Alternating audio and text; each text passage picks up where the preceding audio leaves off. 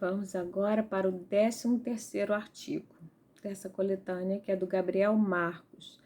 Gabriel Marcos nasceu na Alemanha em 1980. É filósofo, professor universitário de filosofia desde os 29 anos de idade, o mais jovem da Alemanha, autor do livro que foi um sucesso de vendas na Alemanha, Porque o Mundo Não Existe, junto ao filósofo italiano Maurizio Ferraris, pai da nova corrente filosófica denominada Novo Realismo, encabeça na Alemanha esse movimento. Em sua obra Eu não sou ni cérebro, eu não sou meu cérebro, Filosofia da Mente para o século XXI, um livro que saiu em 2016, realiza uma crítica contra o neurocentrismo atual. Uma crítica às neurociências, né? Eu não sou meu cérebro. Esse texto que ele escreveu foi publicado por primeira vez no El País, né? um jornal espanhol, no dia 27 de março de 2020. E o texto se chama O Vírus, o Sistema Letal e algumas pistas para depois da epidemia. A ordem mundial está pirada. Pela escala do universo, invisível para o olho humano, se propaga um vírus cuja verdadeira magnitude desconhecemos. Ninguém sabe quantas pessoas estão doentes de coronavírus, quantas morrerão ainda, quando se terá desenvolvido uma vacina, quando se desenvolverá uma vacina, entre outras incertezas. Também não se sabe, também ninguém sabe que efeitos terão para a economia e a democracia as atuais medidas radicais de um estado de exceção que afeta toda a Europa. O coronavírus não é uma doença infecciosa qualquer, é uma pandemia viral. A palavra pandemia vem do grego antigo e significa todo o povo. De fato, todo o povo, todos os seres humanos estamos afetados igualmente. Mas precisamente isso é o que não entendemos se acreditamos que tem algum sentido fechar a gente dentro de umas fronteiras. Por que deveria causar impressão ao vírus que a fronteira entre Alemanha e França esteja a ser fechada? Que faz pensar que a Espanha seja uma unidade que tem que se separar de outros países para conter o patógeno? A resposta a essas perguntas será que os sistemas de saúde são nacionais e o Estado deve ocupar-se dos doentes dentro de suas fronteiras, né? E não de doentes de outros países.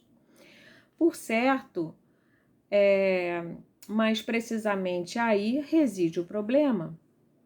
E é que a pandemia nos afeta a todos, e a demonstração de que todos estamos unidos por um cordão invisível mostra nossa condição. Vou ler de novo. Certo, isso mesmo, né? Cada estado tem que se ocupar somente dos seus doentes. Mas precisamente aí reside um problema. O problema de que a pandemia nos afeta a todos e a demonstração de que todos estamos unidos por um cordão invisível, que é a nossa condição de seres humanos. Diante do vírus, todos somos efetivamente iguais. Diante do vírus, os seres humanos não são mais que isso, seres humanos, quer dizer, animais de uma determinada espécie que oferece um hóspede, uma hospedagem a uma reprodução mortal para muitos. Os vírus, em geral, colocam um problema metafísico não resolvido. Ninguém sabe se são seres vivos. A razão é que não há uma definição única de vida. Na realidade, ninguém sabe onde começa. Para ter vida, basta conter um DNA ou um RNA, ou sequer a existência de células que se multipliquem por si mesmas. Não sabemos. Igualmente, tampouco sabemos se as plantas, os insetos ou inclusive nosso fígado têm consciência. É possível que o ecossistema da Terra seja um gigantesco ser vivo? E é o coronavírus uma resposta imune do planeta à insolência do ser humano que destrói infinitos seres vivos por cobiça? O coronavírus põe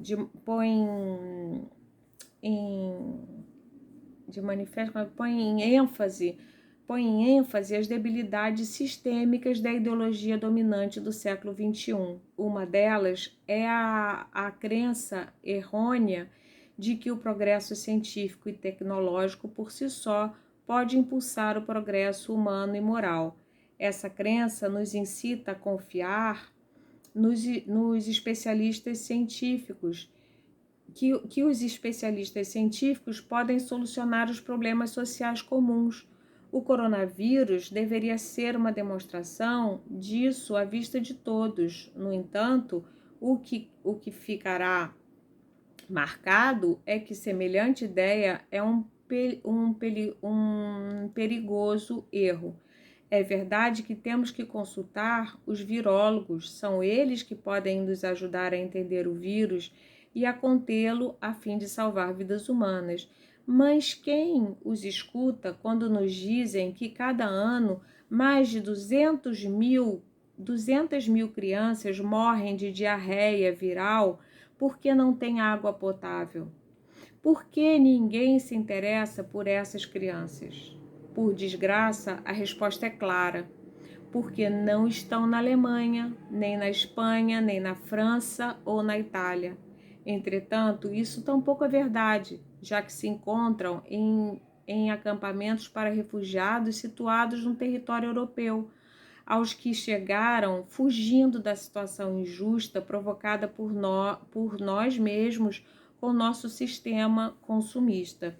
Sem progresso moral, não há verdadeiro progresso. A pandemia nos ensina como com os preconceitos racistas que expressam por qualquer um. Trump tenta por todos os meios classificar o vírus como um problema chinês. Boris Johnson pensa que os britânicos podem solucionar a situação por via do darwinismo social e provocar uma imunidade coletiva eugenésica. Eugenista a gente fala, né, em português melhor. Muitos alemães acreditam que nosso sistema sanitário é superior ao italiano e que, portanto, podemos dar melhor resposta. Estereótipos perigosos, preconceitos estúpidos, todos vamos no mesmo barco. Isso, não obstante, não é nada novo. O mesmo século XXI é uma pandemia, o resultado da globalização. O único que faz o vírus é colocar em cena algo que vem de longe. Precisamos conceber uma ilustração global totalmente nova. Aqui cabe empregar uma expressão de Peter Sloterdijk, de onde uma nova interpretação dando-lhe uma nova interpretação e afirmar que não precisamos de um comunismo, mas de um coimunismo. Para isso, temos que vacinar-nos contra o veneno mental que nos divide em culturas nacionais, raças, grupos de idade, classes sociais em mútua competência.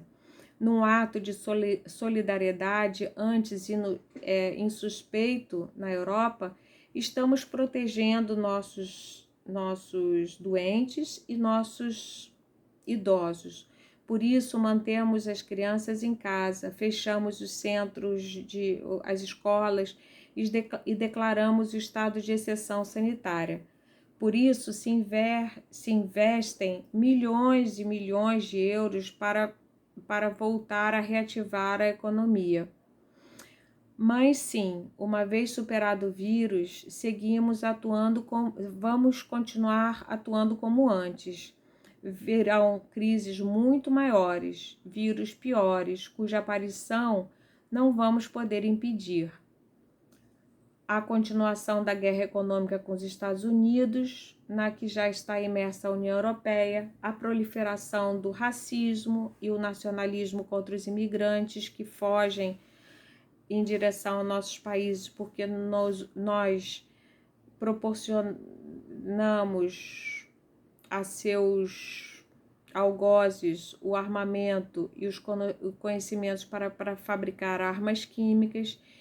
E não nos esquecemos, a crise climática, muito mais daninha que qualquer vírus, porque é o produto do lento autoextermínio do ser humano. O coronavírus não fará mais do que frear essa crise, né, do climática brevemente.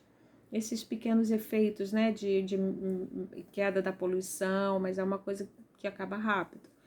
A ordem mundial previu que a pandemia não era normal, mas letal. Por que não podemos investir milhões de milhões em melhorar nossa mobilidade? Por que não utilizar a digitalização para celebrar via internet as reuniões absurdas às que os chefes da economia se deslocam em aviões privados? Quando entenderemos, por fim, que, comparado com nossa superstição de que os problemas contemporâneos se podem resolver com a ciência e a tecnologia, o perigosíssimo coronavírus é inofensivo? Necessitamos uma nova ilustração. Todo mundo deve receber uma educação ética para que reconheçamos o enorme perigo que supõe continuar às cegas, seguir às cegas a ciência e a técnica. Evidentemente que estamos fazendo o correto ao combater o vírus com todos os meios. De repente, há solidariedade e uma onda de moralidade. Tá bem que seja assim, mas ao mesmo tempo não devemos esquecer que em poucas semanas teremos passado do desdém populista aos expertos científicos, aos especialistas cientistas e a um estado de exceção que um amigo de Nova York classificou certamente de Coreia do Norte cientificista.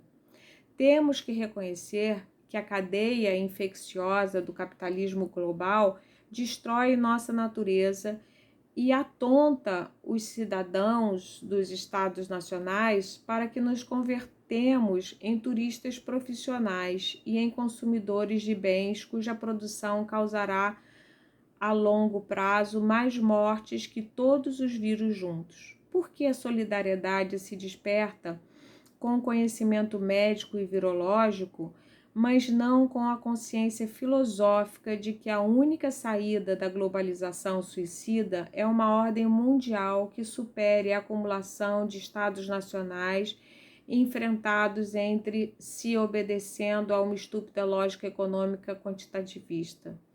Quando passe a pandemia viral, vamos precisar de uma pandemia metafísica, uma união de todos os povos submetidos a um teto comum do céu, do qual nunca poderemos fugir. Vivemos e seguiremos vivendo na terra. Somos e seguiremos sendo mortais e frágeis.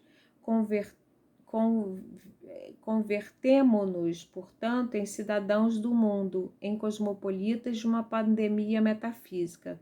Qualquer atitude nos exterminará e nenhum virólogo nos poderá salvar.